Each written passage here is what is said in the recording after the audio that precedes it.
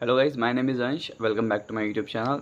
Video बहुत short and simple रखने की कोशिश करूँगा और आज का टॉपिक रहेगा इस वीडियो का SGPGI का जो एग्ज़ाम होने वाला है 16 को। उम्मीद करता हूँ आपने सारी इंस्ट्रक्शंस पढ़ लिए है और अपना आई कार्ड डाउनलोड कर लिए है। And before starting this video I would like to tell you that I am not giving the examination. मैं एग्ज़ाम देने वाला नहीं हूँ, क्योंकि मैं केवल ऐसे ही एग्ज़ाम देता हूँ जिसमें मुझे मेरा होम टाउन मिलने का पॉसिबिलिटी होता है, जैसे कि यानी कि जहाँ पर मुझे नागपुर मिल सके। इसलिए मैंने ESIC का पेपर दिया था, बिकॉज संभावना है ऐसी चीज़ की कि कोई लोग मुझे बोले कि तुम एग्ज़ाम क्यों दे रहे हो, क्योंकि तुम्हारे पास तो ऑलरेडी गवर्नमेंट जॉब है, then why you are giving exams. So the reason is I need central government job in my home town. Okay, I have a state government job, but I need a central government job, but in my hometown. So that is Nagpur AIIMS or any other central government institute in Nagpur only. उम्मीद करता हूँ कि आपने I card निकाल लिया होगा और I card की इंस्ट्रक्शंस सारे पढ़ लिए होंगे, ठीक है। लेकिन फिर भी कुछ कुछ चीज़ें जो छूट जाती है, जो बेहतरीन रूप से मैं आपको यहाँ पे एक्सप्लेन करने के लिए आया हूँ। पहली चीज़ तो विदाउट एडमिट कार्ड तो आप एग्जामिनेशन हॉल में एंटर ही नहीं कर पाएंगे, because admit card is mandatory and compulsory, you need that. अपना शिफ्ट देख लीजिए आई कार्ड में। दूसरा चीज़ अपना सिटी देख लीजिए, क्योंकि 90% लोगों का सिटी उनके हिसाब से उनको मिला नहीं है। सिटी बराबर से देख लीजिए अपने सिटी। अगर समझिए आज का आपका 3 बजे का पेपर है, तो सुबह मत निकलिए। एक दिन पहले अगर आप निकल जाते तो ज़्यादा बेटर रहेगा, आपको सेंटर देखने में ज़्यादा मदद हो जाएंगी। और जो डिफरेंट सिटी होते हैं वहाँ पर जाने के लिए आपको पहले से ही आप प्रिपेयर रहेंगे, so it will be very beneficial for you. Shift कौन सा है, सेंटर कौन सा है, सिटी कौन सा है, ये देखने के बाद आप ये देखिए कि आपका आई कार्ड में कुछ पर्टिकुलर प्रॉब्लम तो नहीं है। आपका नाम, आपका आधार कार्ड नंबर या कुछ अलग तरीके की चीज़ों का प्रॉब्लम तो नहीं है। होता तो नहीं है, 99% लोगों में नहीं होता है, पर फिर भी अगर होता है तो आप उस पर्टिकुलर साइट पे जाके इस प्रॉब्लम को उठा सकते हैं। और आई कार्ड में एक डिक्लेरेशन होगा, वहाँ पे आपको साइन करना पड़ता है, पर खैर वो वहीं पे साइन करना पड़ता है। So there is no need to tell you right now, क्योंकि वो भी आपको यहाँ वहाँ पर बताने वाला है। आपका लेफ्ट हैंड का थंब लेंगे और आपका सिग्नेचर लेंगे। और सबसे बढ़िया चीज़ SGPGI का जो मुझे लगा उनके आई कार्ड में, दैट इज़ एक स्टेटमेंट लिखा हुआ है उन्होंने, हिंदी इंग्लिश दोनों में। शायद आपको फ़ोटो दिख रहा होगा, अभी मैंने ऐड किया हुआ फ़ोटो ऐड करने का कोशिश किया हूँ। तो ये सेम चीज़ या तो हिंदी है या तो इंग्लिश में आपको हैंड राइटिंग में, अपनी खुद की राइटिंग में कॉपी करके देना है। और चीज़ें भी बहुत अच्छी लिखी हुई है कि भारत एक बहुत अच्छा मल्टीकल्चरल लैंड है, तो मैं ईमानदारी से यहाँ पर इसको बढ़ाने में कोशिश करूँगा और ईमानदार रहूँगा अपने देश के प्रति। सो ये एक प्लेज, एक प्रतिज्ञा जैसा हो गया है, तो ये आपको फिलअप करके देना है वहाँ पे। ये सबसे बेटर लगा मुझे, क्योंकि ये कहीं पर अब तक जितने भी एग्ज़ाम दिया हो वहाँ पर एक बार भी मैंने कहीं पर इस तरीके की कोई चीज़ नहीं देखी थी। Now let's talk about the instructions and the first instruction is, मैं आपको जो बताना चाहता हूँ, एडमिट कार्ड अगर आप डाउनलोड कर चुके हैं तो पॉसिबल अगर होता है तो आप कलर में डाउनलोड करिए। और राइट हैंड साइड में टॉप मोस्ट एरिया में आपका फ़ोटो अटेस्ट करने के लिए स्पेस दिया होगा, तो फ़ोटो अटेस्ट करिए। कलर में ही फ़ोटो अटेस्ट करेंगे। आपके पास एक अच्छा आई कार्ड नहीं है और उस पर फ़ोटो नहीं है, तो आपका एंट्री डिनाई हो सकता है, जो कि बहुत बुरी बात हो जाएगी। इसलिए आई कार्ड लेके जाइए, फ़ोटो लगा के जाइए और एक दो फ़ोटो एक्स्ट्रा लेके जाइए आपके साथ। आइडेंटिटी प्रूफ के लिए आपको कुछ ना कुछ प्रूफ लेके जाना पड़ेगा, जैसे कि Aadhaar card, PAN card, passport, driver licence, ठीक है। पासबुक को एक अच्छा हेल्दी आइडेंटिटी के लिए एक डॉक्यूमेंट नहीं माना जाता, तो पासबुक को नहीं माना जाएगा। तो बाकी जितने मैंने मेंशन किया हो वो सारे आप लेके जा सकते हैं। तो सारे ही मत लेके जाइए, एक दो लेके जाइए, इट विल बी ओके।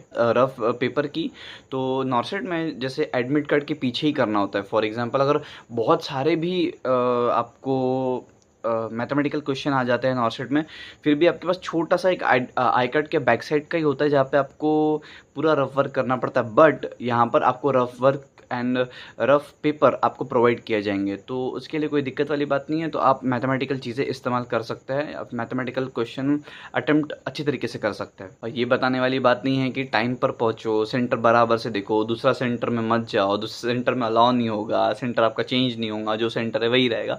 ये बेसिक सी चीज़ें। आपका पेपर पूरी तरीके से ऑनलाइन होगा और मोस्ट आपका अगर जिन्होंने नॉर्सेट दे चुके हैं तो उनको पता होगा, एक्सपीरियंस रहा होगा, तो बिल्कुल वैसे ही टाइप में रहेगा आपका। आप जाएंगे तो आपका बायोमेट्रिक्स होगा, आपका एंट्री के टाइम पे और एग्जिट के टाइम पे, दोनों टाइम आइडेंटिटी के बाद आपका लैब और आपका कंप्यूटर सीट या कंप्यूटर कोड कौन सा है वो आपको बताएंगे वहाँ के लोग।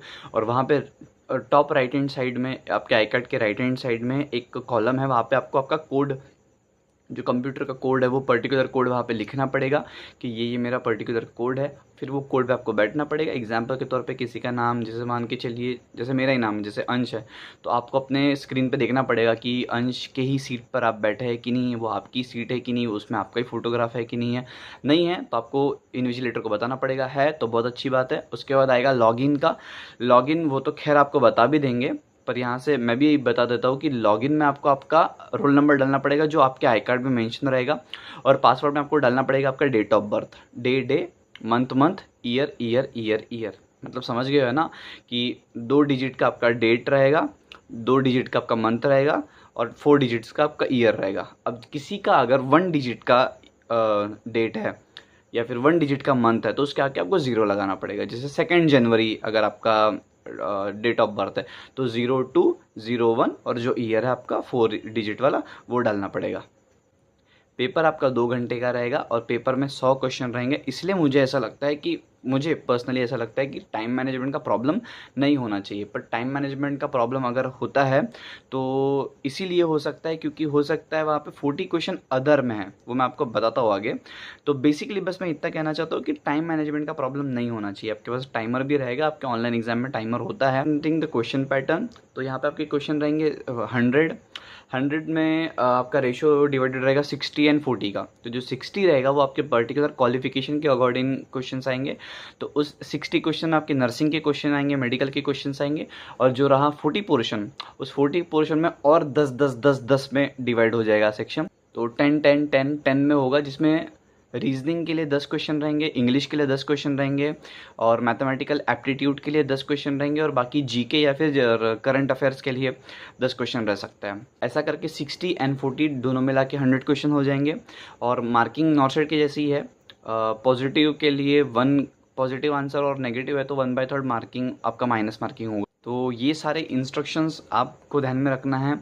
और SGPGI का एग्ज़ाम मैं तो नहीं दे रहा हूँ, आपको ऑलरेडी पता है। तो एग्ज़ाम में क्या क्वेश्चन आता है तो मैं पेपर का एनालिसिस उतना अच्छी तरीके से कर नहीं पाऊँगा, तो इसके बाद एनालिसिस का शायद मैं वीडियो डालूंगा ही नहीं मैं एनालिसिस का, क्योंकि मैं पेपर ही नहीं देने जा रहा हूँ। Last thing which I would like to tell you that, आप ये पूछेंगे कितनी वैकेंसी के लिए पर्टिकुलर एग्ज़ाम हो रही है ये SGPGI की। सो द थिंग इज़, कितनी भी वैकेंसी के लिए हो, कितनी भी वैकेंसी के लिए, एग्जाम्पल के तौर पे 14,000 वैकेंसी के लिए हो, 1400 के लिए हो, या 14 वैकेंसी के लिए हो, आपका काम है पढ़ाई करना, आपका काम है आगे बढ़ना, आपका काम है एग्ज़ाम के लिए अपीयर होना।